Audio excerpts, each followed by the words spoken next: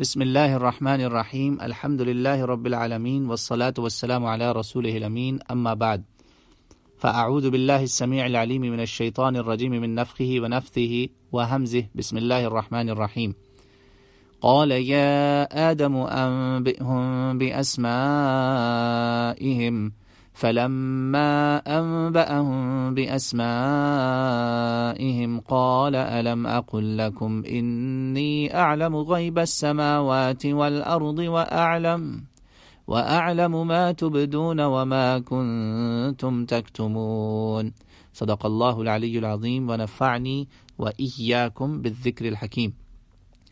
آیت نمبر 33 ہے جی سورہ بقرہ کی، اور اس میں اس ڈائلاگ کا فائنل فیز چل رہا ہے، بالکل جسے کہتے ہیں نا آخری حصہ، جہاں پر اللہ تعالیٰ سے فرشتوں نے جب اللہ نے اپنا پلان بتایا آدم علیہ السلام کو بنانے کا، نہ صرف آدم کو بلکہ زمین پہ ایک خلیفہ بنانے کا، اور اس کے رزلٹ میں فرشتوں کا پھر ایک آبجیکشن آیا یا کوشچن ریز کیا انہوں نے۔ اس کوشچن ریز کرنے کے بعد اللہ تعالیٰ نے پھر فرشتوں کو اور انسان کو یعنی آدم علیہ السلام کا ایک سمجھے ٹیسٹ ہوا، اور وہ ٹیسٹ یہی تھا کہ ان کے سامنے جو تھا نا انسان کی کریشن کا نیگیٹو اینگل فرشتے لائے تھے۔ اب اس نیگیٹو بات کو جو ہے نا اللہ تعالیٰ نے بتانا تھا کہ تم صرف تصویر کا نا ایک اینگل دیکھ رہے ہو، یہ بات یاد رکھیں آپ۔ تو یہ ذہن میں رکھیں گے نا تو آیت کا ترجمہ بالکل واضح ہو جائے گا کہ یہ بات ساری ہو رہی ہے انسان کی حرکتوں کے اوپر، کہ یہ تو کر دے گا خون خرابہ۔ آپ نے دیکھا آیت نمبر جو تھی جہاں سے شروع ہوئی تھی یہ ساری بات 30، 31، 32، اب ہم آگے 33 میں۔ بہت ہی یہ سمجھے یہ مضمون اگر آپ کو مجھے سمجھ میں آ گیا تو انسان کو سب کچھ سمجھ میں آ جائے گا کہ وہ یہاں کیوں آیا۔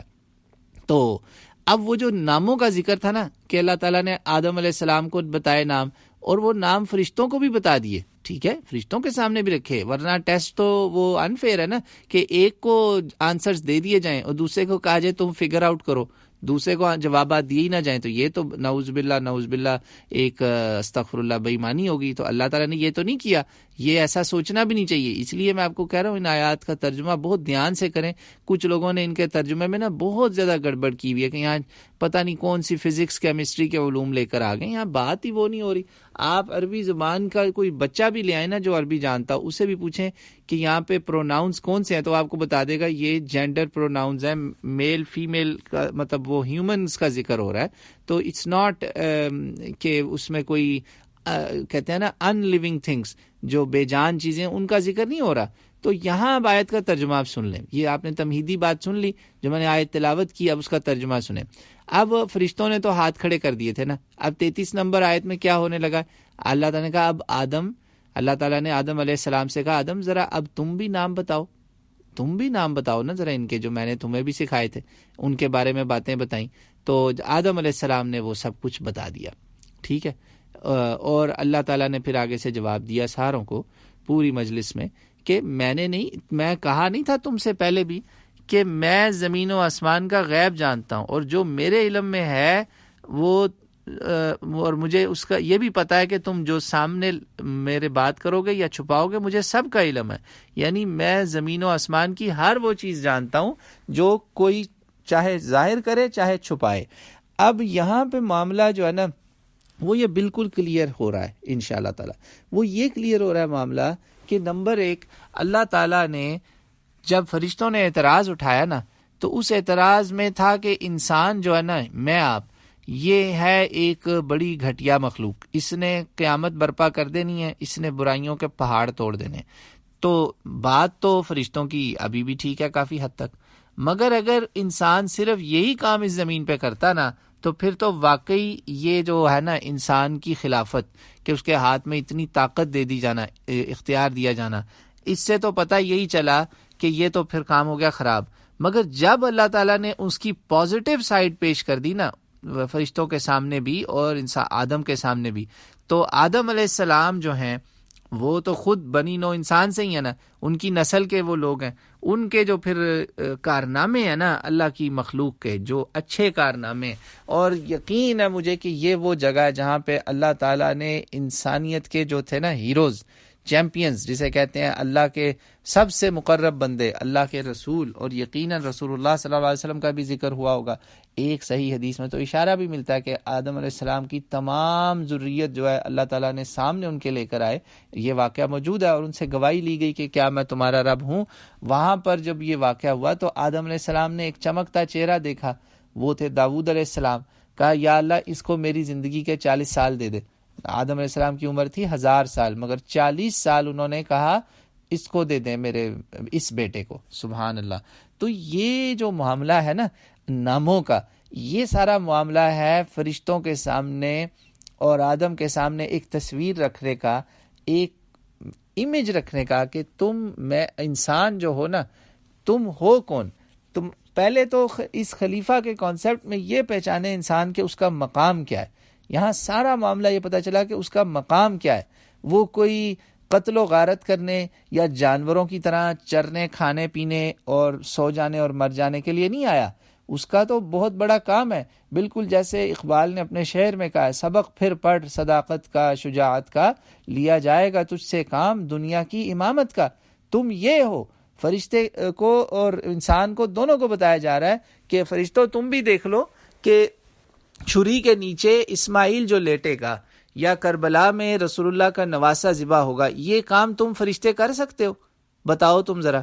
تو فرشتے جو ہے نا وہاں پہ انہوں نے سرنڈر کر دیا کہ سبحانک، واہ مولا کیا بات ہے، تو واقعی غلطی سے پاک ہے۔ پاک یعنی سبحانہ کا میں نے اس کا مطلب سمجھا دیا ہوا ہے پہلی ریکارڈنگز میں، وہ آپ سن لیجئے گا اس کو بڑے غور سے، جو آیت نمبر 30 کی تفسیر میں تھا، پہلی بات جہاں پہ اس نے تب بھی اللہ کو سبحانہ کا کہا، پھر کہا کہ بائی طرح واہ بھائی سبحان ہے تیری کہ یہ کام تو ہم نہیں کر سکتے۔ یہاں پہ فرشتوں کی جو عاجزی ہے نا وہ یہ نہیں ہے کہ ہاں بھی آپ نے آدم کو سارا کچھ بتا دیا، ہمیں تو آپ نے کچھ بھی نہیں بتایا، ہم ہار گئے۔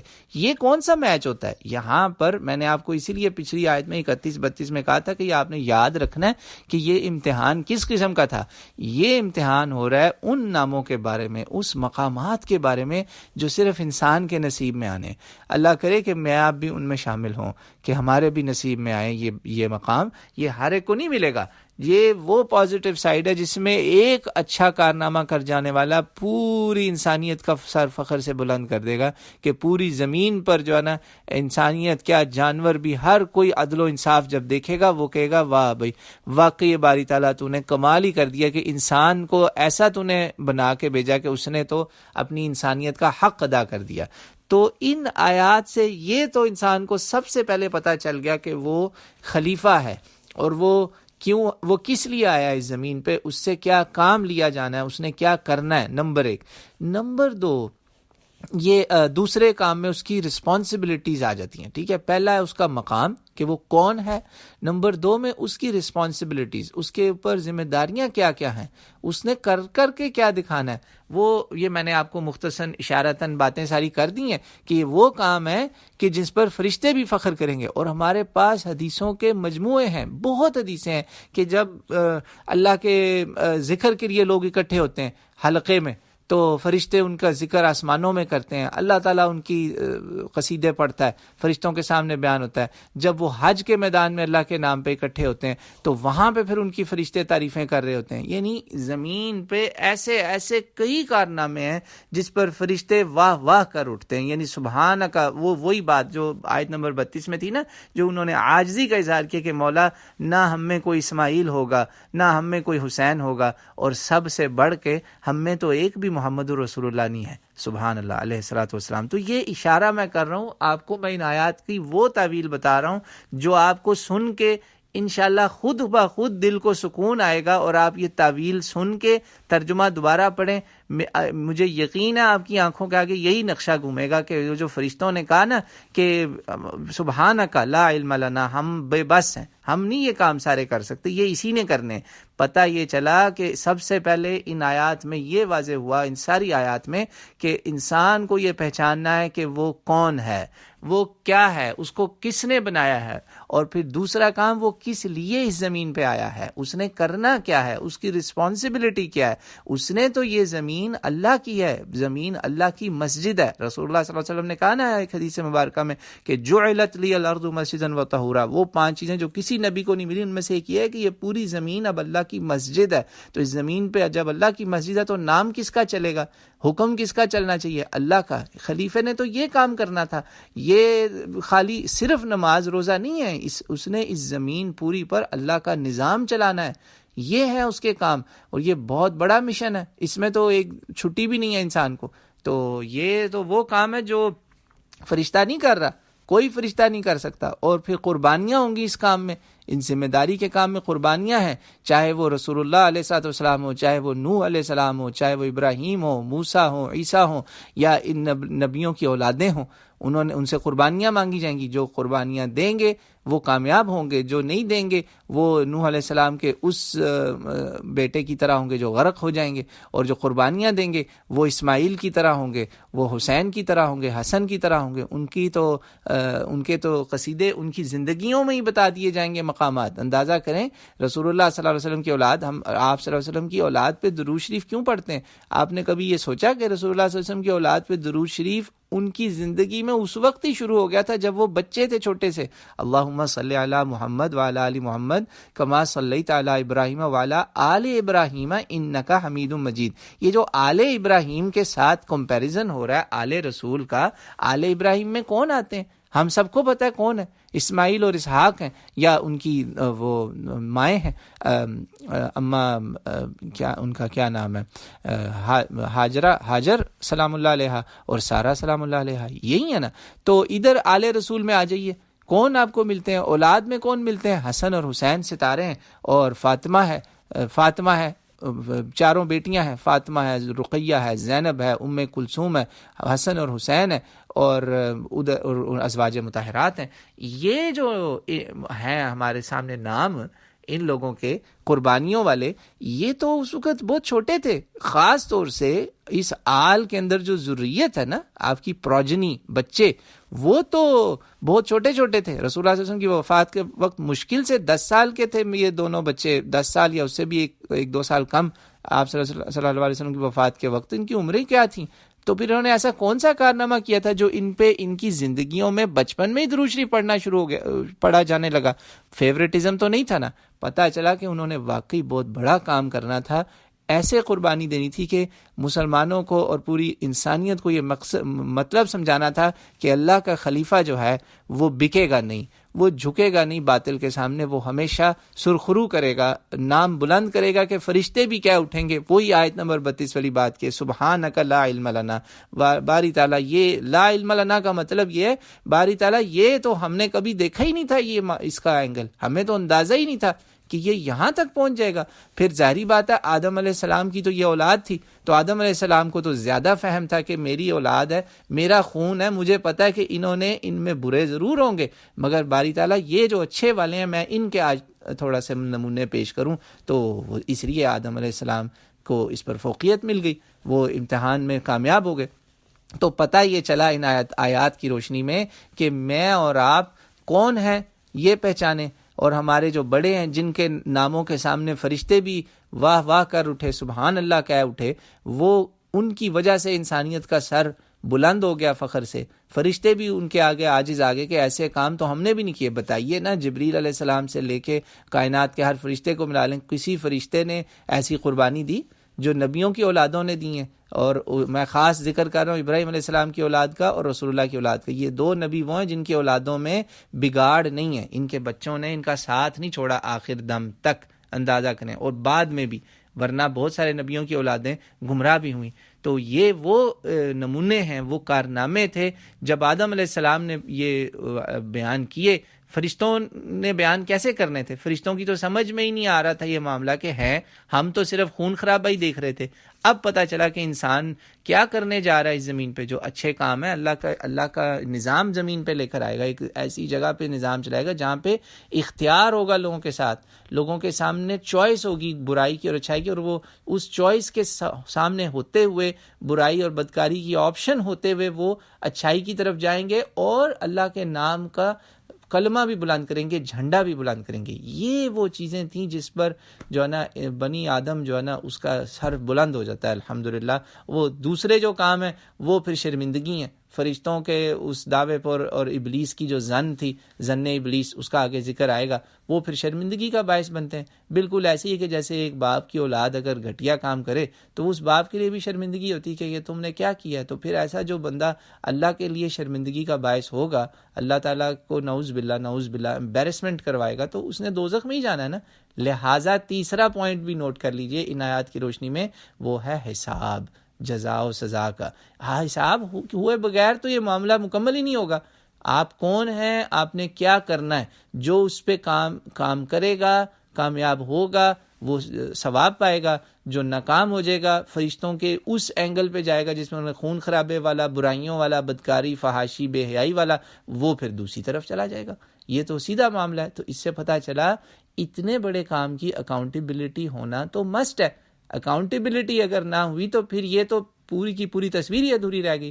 لہٰذا 3 بڑے بڑے اینگل آپ نے یاد رکھنے ہیں کہ میں آپ کون ہیں، نمبر 2 کیا ہیں، کس لیے آئے ہیں، کیا کرنا ہے، کیا رسپانسبلٹیز ہیں، کیا ڈیوٹیز ہیں. ہر بندہ اپنی جگہ دین کے لیے یہ مشن بنا لے کہ میں نے دین کا جھنڈا بلند کرنا ہے. اور آخری بات پھر جو ناکام ہوگا، جو اس میں نعوذ باللہ مطلب برے کام کرے گا یا غلط راستے پہ جائے گا اسی دوسری طرف، تو وہ پھر اس کا حساب بھی ہوگا. تو جزا و سزا بھی، یعنی کہ accountability. Number 1 who am I, number 2 what am I supposed to do, what are my obligations, number 3 what is going to be the outcome. Accountability یعنی حساب بھی پھر ہونا ہے.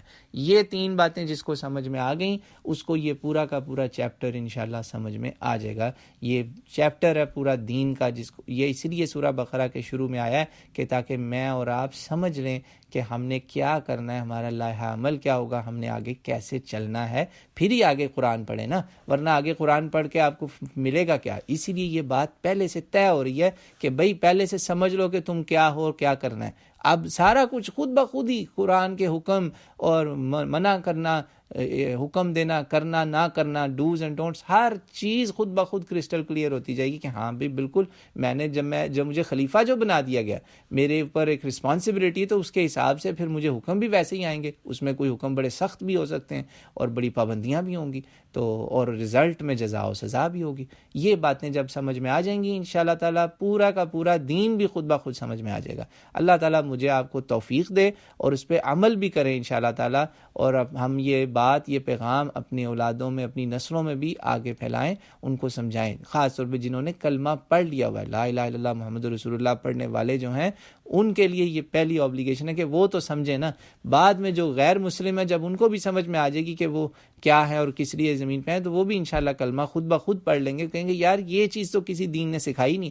دیکھ لیں دنیا میں جتنے ریلیجنز ہیں، کوئی مجھے یہ کانسیپٹ لا کے دکھا دے، اس وقت سمجھا دے اپنی کتابوں سے، تو میں مان لوں گا ان کو بھی. بتائیے ذرا، کسی کے پاس یہ کانسیپٹ نہیں ہے. یہ الحمدللہ دین اسلام اور اللہ کے کلام کا خاصہ ہے کہ اس میں ہمیں واضح ہو گیا کہ ہم کس لیے آئے ہیں اور کیا کرنا ہے، اور پھر اس کا رزلٹ میں جزا و سزا ملے گی، یا جنت ملے گی یا دوزخ ملے گی، ہمیشہ کی زندگی ہوگی یا ہمیشہ کی بربادی. اللہ تعالیٰ مجھے آپ کو ہمیشہ کی زندگی اور اس میں دائمی مرتبے کے ساتھ عزت دے، دنیا اور آخرت دونوں میں. اللہ تعالیٰ مجھے آپ کو ہر برائی سے محفوظ رکھے. واللہ اعلم.